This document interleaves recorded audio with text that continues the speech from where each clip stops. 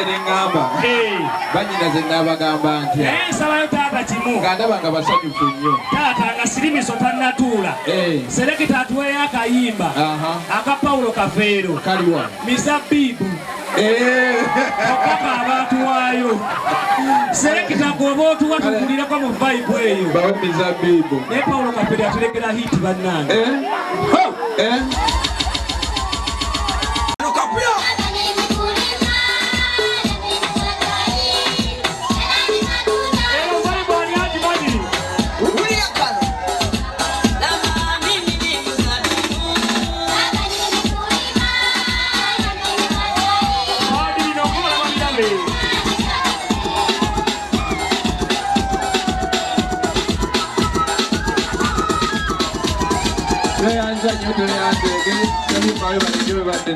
omuganda wagambira taata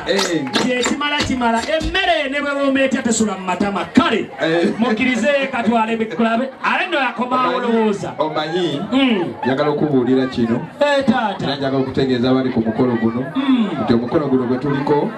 tuli wa Ssenga obudde bakimanyi kakati kyova olaba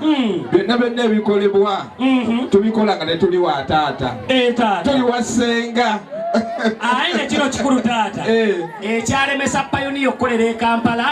kwali kulemera mu gaapu za takisi kakati Ssenga kale abasigadde mu kakkane twawule Land Road Ssenga mwanyinaze omulungi